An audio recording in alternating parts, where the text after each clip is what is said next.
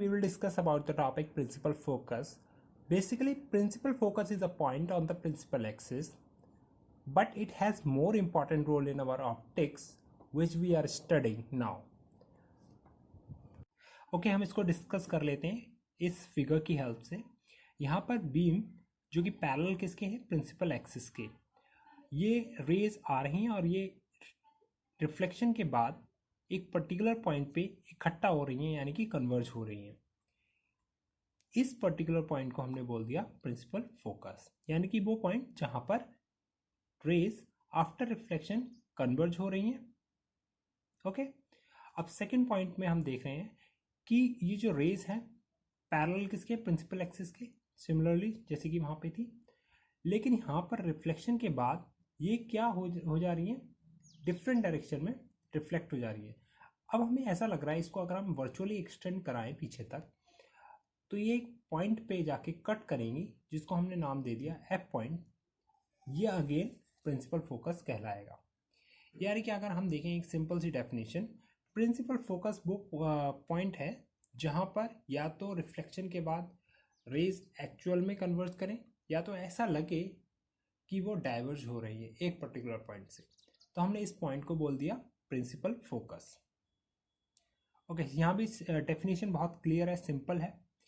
It is a point on the principal axis of the mirror where the rays after reflection from the mirror actually converge, यानी कि इकट्ठा होना, और appear to be diverge. appear मतलब लग रहा है, एक्चुअल में डाइवर्ज नहीं हो रही है रेज, यानी कि इस पॉइंट से निकल नहीं रही है डिफरेंट डायरेक्शन में, ऐसा आपको लग रहा है, यानी कि हमने इसको वर्चुअली एक्सटेंड कराया है। ओके स्टूडेंट्स, हम इसमें देखते हैं एफ हमारा क्या है point, principal focus. C is the centre of curvature, जो कि हम पढ़ चुके हैं, it is the centre of the spherical surface, जिससे कि ये मिरर बना है। अगर हम इसको एक पूरे स्फीयर की तरह का हम दिखाते हैं, उसका एक सेंटर ही तो होता था, सेंटर ऑफ कर्वेचर, जैसे कि हमने पिछले वीडियो लेक्चर में पढ़ा है। सो यहाँ पर पोल से लेकर के इस प्रिंसिपल फोकस जो पॉइंट है, यहाँ से लेके यहाँ तक की डिस्टेंस किसके अलाउंग, प्रिंसिपल एक्सिस के अलाउंग, वो डिस्टेंस हमारी कहलाएगी प्रिंसिपल फोकस से लेकर के पोल तक की डिस्टेंस हमारी कहलाएगी focal length.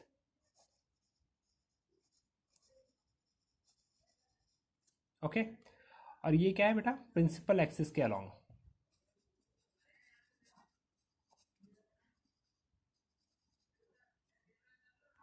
So the important thing is principal axis के अलोंग।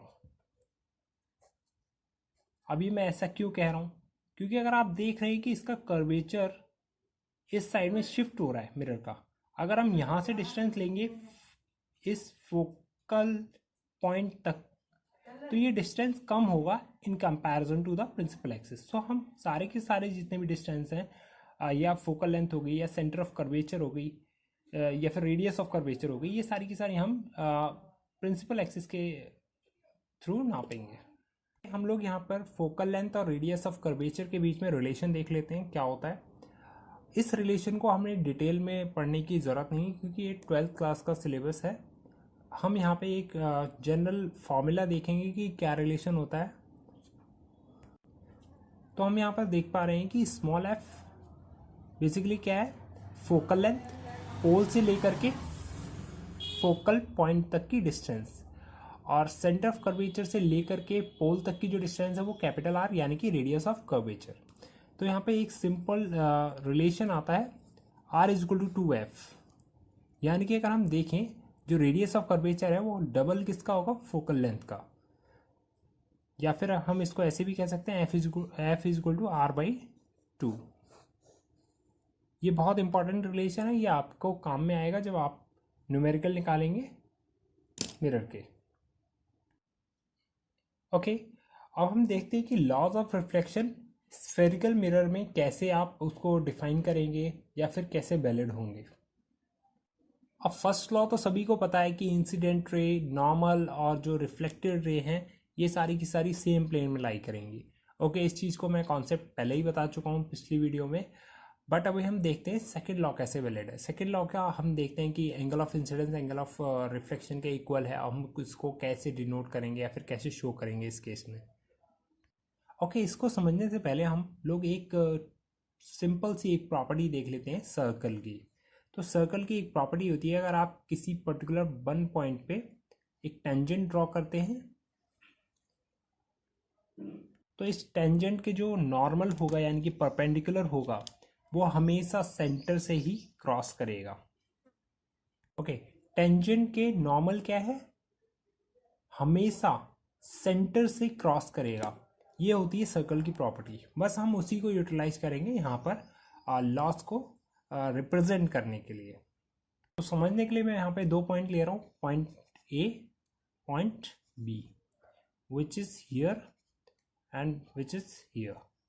अगर मैं इसके नॉर्मल देखूँ, इस टेंजेंट के नॉर्मल क्या होगा बेटा, सेंटर से पास करेगा, जैसे कि मैंने इस प्रॉपर्टी में देखा था।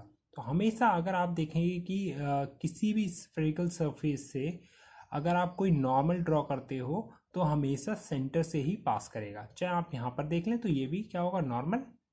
अगर आप यहाँ पे एक टेंजेंट ड्रॉ करते हैं और इस टेंजेंट के नॉर्मल तो ये है ही। तो सिंपली अगर हम यहाँ पे समझें तो कोई भी अगर पॉइंट है किसी स्फेरिकल सरफेस का, कॉनकेव हो चाहे कॉन्वेक्स मिरर हो, वहाँ पर अगर किसी पॉइंट से आप नॉर्मल ड्रॉ करते हैं तो हमेशा सेंटर से ही क्रॉस करेगा। तो बस सिंपली बस इसी को दिखा देते हैं।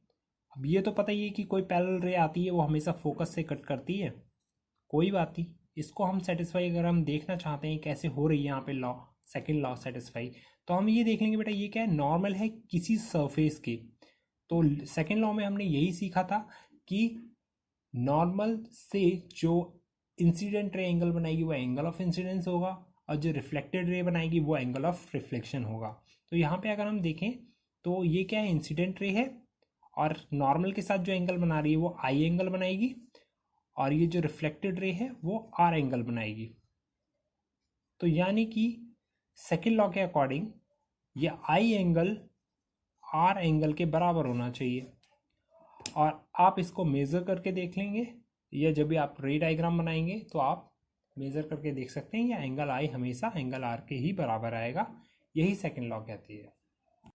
सिंपली हियर किसी पॉइंट के नॉर्मल हमेशा सेंटर ऑफ कर्वेचर से ही क्रॉस करेगा। ये पॉइंट हमने यहाँ पे मान लिया है। ओके, तो यहाँ पर मैं देख रहा हूँ अगर कोई पैरेलल रे आती है तो वो रिफ्लेक्ट हो जाएगी अपने आप, अब वापस चली जाएगी। अब आप इस नॉर्मल को आगे एक्सटेंड करा करके देख सकते हैं। तो यहाँ पर ये क्या होगा, एंगल आर, नॉर्मल से रिफ्लेक्टेड रे का एंगल, एंगल आर यानी कि एंगल ऑफ रिफ्लेक्शन, और यहाँ पे angle of incidence I. So यहाँ भी angle I is equal to angle R ही होगा। तो हमने देखा चाहे कोई भी सरफेस हो, चाहे प्लेन सरफेस हो, चाहे कर्व सरफेस हो, कोई सा भी सरफेस हो सकता है और वहाँ पे लॉ ऑफ रिफ्लेक्शन हमेशा वैलिड होगा।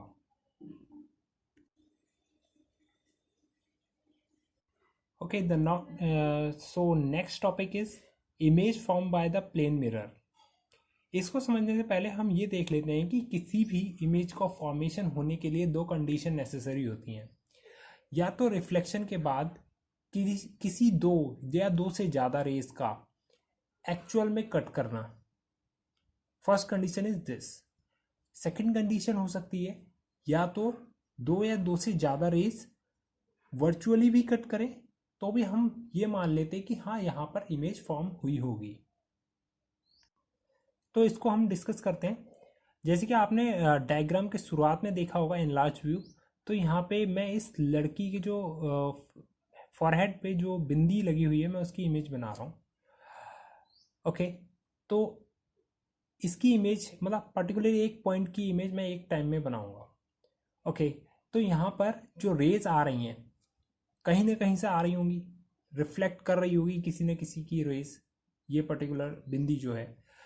तो अगर मैं यहाँ पर देखूँ तो ये जो रेज आ रही हैं स्ट्रेट इस प्लेन मिरर पे स्ट्राइक करने के बाद स्ट्रेट चली जाएंगी। क्यों? क्योंकि यहाँ पे एंगल ऑफ इंसिडेंस जीरो है, क्योंकि ये नॉर्मल पे ही आ रही है तो नॉर्मल पे ही चली जाएंगी। So here angle of incidence is zero, so angle of reflection is also zero. Okay, इतनी बात क्लियर हो गई सभी को? ओके, अब ये जो बिंदी है ये डिफरेंट डिफरेंट डायरेक्शन में रेज को भेज सकती है, इनफाइनाइट डायरेक्शन में भेज सकती है। मैंने तो केवल यहाँ पे दो पॉसिबल केस लिए हैं। ये इनफाइनाइट डायरेक्शन में रेज को सेंड कर सकती है। तो मैंने देखा कि दो रेज को पिक कर लिया। मैंने कहा था कि दो या दो से ज़्यादा रेज जब एक पर्टिकुलर पॉइंट पे एक्चुअली कट कर जाए या तो वर्चुअली कट कर जाए तो वहाँ पे इमेज बन जाती है। तो यहाँ पे देख लेते हैं, मैंने दो रेज उठाई हैं। एक तो ये वाली थी जो कि इंसिडेंट होकर के वापस रिफ्लेक्ट होकर के सेम पाथ फॉलो करके आ गई। अब दूसरी रे है कि यहाँ पे इंसिडेंट हुई, फिर उसके बाद रिफ्लेक्टेड हो गई। इंसिडेंट रे ने एंगल ऑफ इंसिडेंस बनाया आई, और रिफ्लेक्टेड रे ने एंगल ऑफ रिफ्लेक्शन आर बनाया नॉर्मल के साथ इस प्लेन मिरर के। ओके, तो अब हम यहाँ पे देखते हैं कि ये जो रिफ्लेक्टेड रेज हैं ये क्या कभी एक्चुअल में मीट करेंगी रिफ्लेक्शन के बाद? यानी कि ये जो डिस्टेंस है बढ़ता जा रहा है, पहले डिस्टेंस कम था, बढ़ता जाएगा बढ़ता जाएगा, इनफाइनाइट तक और ज़्यादा डिस्टेंस बढ़ता जाएगा, यानी कि कभी ये रेस एक्चुअल में तो मीट नहीं करेगी।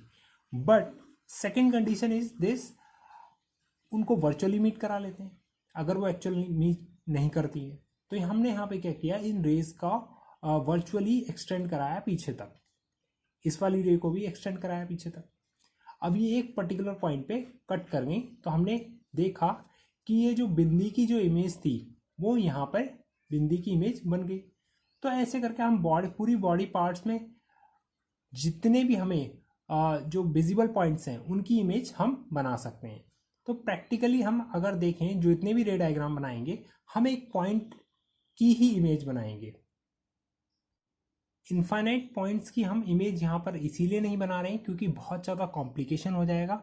बनाने को आप बना सकते हैं, कोई भी पॉइंट का सेलेक्ट कर सकते हैं। अगर आप इस पॉइंट को सेलेक्ट करते हैं तो एक सीधी रे जाती, एक कुछ और डायरेक्शन में जाती, तो फिर वो सिमिलरली यहाँ पर जा करके एक पॉइंट बन जाता जो कि यहाँ पे था।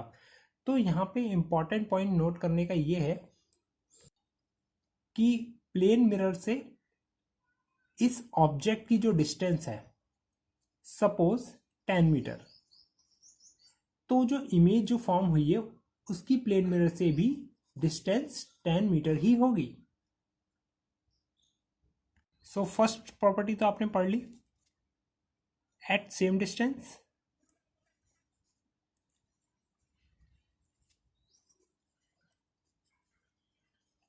ओके, सेकंड वन इज, अब ऐसा ना सोच लेना कि ये प्लेन मिरर कुछ नया मिरर है। ये सिंपल मिरर जो कि आप डेली लाइफ में यूज़ करते हैं वही मिरर है। ओके, तो इम्पॉर्टेंट प्रॉपर्टी हम लोग यहाँ पे देख लेते हैं। सेम डिस्टेंस पे बनेगी इमेज जो भी बनेगी, जैसे कि ऑब्जेक्ट की जो भी डिस्टेंस होगी मिरर से उतने ही डिस्टेंस पे इमेज फॉर्म होगी। सेम साइज की होगी, वर्चुअल होगी और इरेक्ट होगी। ये इरेक्ट का मीनिंग मैं बाद में बताऊंगा जब आप लोग रे डायग्राम में बनाएंगे। और लेटरली इन्वर्टेड का मतलब है कि जो आपका लेफ्ट हैंड है वो राइट हैंड की तरह से अपीयर होगा, जो राइट है वो लेफ्ट की तौर पे अपीयर होगा, यानी कि वो लेटरली इन्वर्टेड है। फॉर एग्जांपल, अगर आप लोगों ने कभी नोटिस किया हो, एम्बुलेंस को लेटरली इन्वर्टेड करके लिखते हैं जिससे कि मिरर में वो सीधा दिखाई दे। अब यहाँ पे वर्चुअल इमेज क्यों है? क्योंकि हमने रेज को वर्चुअली एक्सटेंड कराया है और एक पर्टिकुलर पॉइंट पे इंटरसेक्ट कर रहे हैं। ओके, तो रूल नंबर 1 जो कि इमेज फॉर्मेशन के रूल्स हैं स्फेरिकल मिरर्स में वो देख लेते हैं। तो रूल नंबर 1 में क्या है कि जो भी पैरेलल रे आएगी वो हमेशा फोकस से कट करके जाएगी रिफ्लेक्शन के बाद। ओके, रूल नंबर सेकंड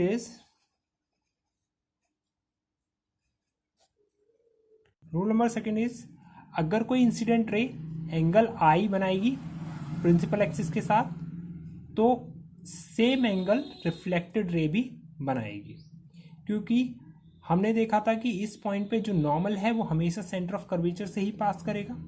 तो यहाँ पर प्रिंसिपल एक्सिस नॉर्मल की तरह एक्ट करेगी, इसीलिए angle I is equal to angle R होगा। रूल नंबर 3 क्या कहता है, अगर कोई रे सेंटर ऑफ कर्वेचर से ही इंसिडेंट करेगी किसी स्फेरिकल मिरर पे, तो वहाँ पर जैसे कि मैंने आपको बताया था कि सेंटर से कोई भी अगर लाइन ज्वाइन करेगी इस पर्टिकुलर पॉइंट पे, तो वो हमेशा नॉर्मल होगी।